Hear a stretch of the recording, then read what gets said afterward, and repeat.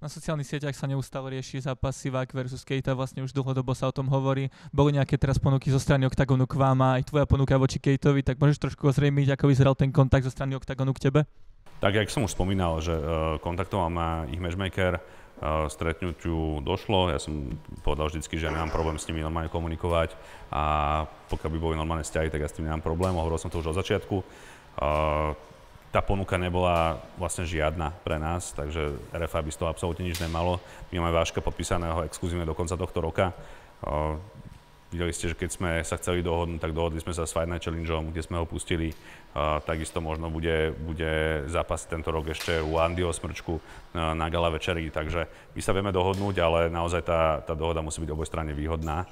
A nepáči sa mi, že sa takto odkazujú, chodia ľudia, zistujú a vlastne na konci dňa z toho nič není, takže už som aj odkázal, že pokiaľ budú chcieť vedenie Oktagonu so mnou komunikovať, tak nech prídu, môžeme sa stretnúť a môžeme myslieť niečo zmysluplné pre obidve organizácie, ale nemôže to byť iba tak, že my budeme púšťať našich zápasníkov a my z toho nič nebudeme mať. Napríklad teraz sa deje to s Joltonom Utterbachom, že je u nás podpísaný exkluzívne, ale má tam ohlásený zápas. Hovoríme, to veľmi taká nepríjemná situácia, pretože s Joltonom som ja kamarát a ja chápem, že si chce zarobiť peniaze. Viem, že tam dostal naozaj veľmi slušnú ponuku, takže mu na jednej strane nechcem robiť zle, na druhej strane sa mi nepáči, že mu dali zákaz, že keď bude zápasiť tam, už nemôže tento rok u nás, pretože je prioritne podpísaný u nás. Takže sú také veci, ktoré nie sú príjemné, nemajú by sa stávať, bohužiaľ sa stávajú. Ale hovorím, ja nemám problém si nikdy sadnúť, stretnúť sa a niečo riešiť, ale musí to byť obojstranne výhodné. Zatiaľ to obojstranne výhodné určite nebolo. Ak sa nemýlim, ty si navštívil aj Utterbacha počas jeho posledného zápasu, bol si mu fandiť, tak povedal ti niečo o tom, že ako to momentálne vyzerá? Či sa niečo zmení? No, on mi povedal, že chce zápasiť v RFAčku, že zápasiť v RFAčku bude, ale to sú zatiaľ slová, takže pokiaľ nie je dohodnutý, super, pokiaľ to neohlási, tak...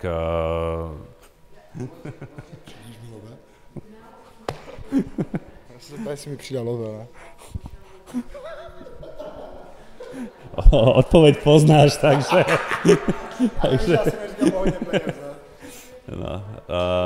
No, takže neviem, som skončil teraz, zase ma vyrušil.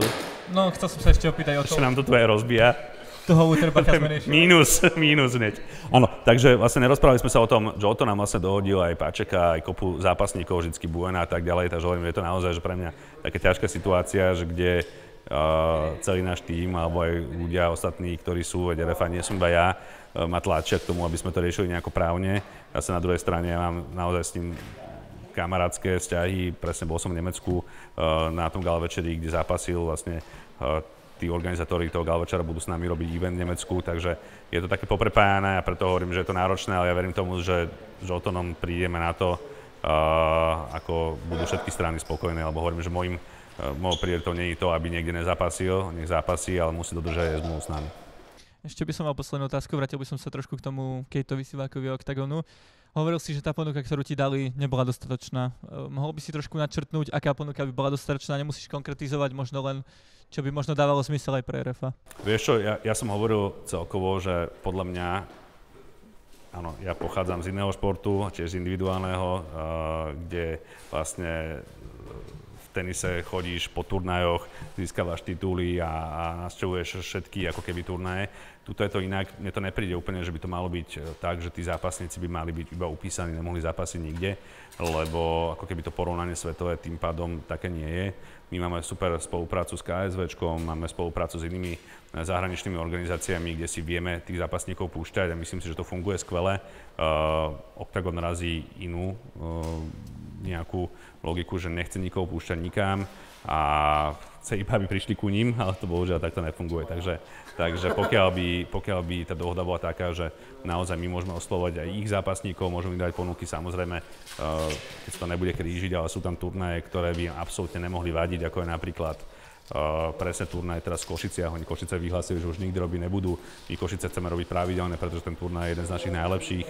Takže nevidím dôvod, prečo by sme si mali robiť zle. Takže keby bola tá dohoda taká, že by sa spravilo nejaké memorandum alebo niečo, že by sme si fakt povedali, že OK, budeme si púšťať zápasníkov, navzájom môžeme ich oslovovať s tým, že to bude po nejakom kontakte s nimi najprv alebo oni s nami, tak si myslím, že by to bolo fér, ale také nič není. Takže naozaj Sivák patrí medzi tie naše hlavné tváre, takže pustiť jeho niekam, tak to zatiaľ nevidím reálne. Či mu priplatíš? Rozbil nám mikrofón, takže... Takže to bude tá čiastka. To bude tá čiastka. Ďakujem za odpoveď, nech sa darí. Dobre, díky, čau.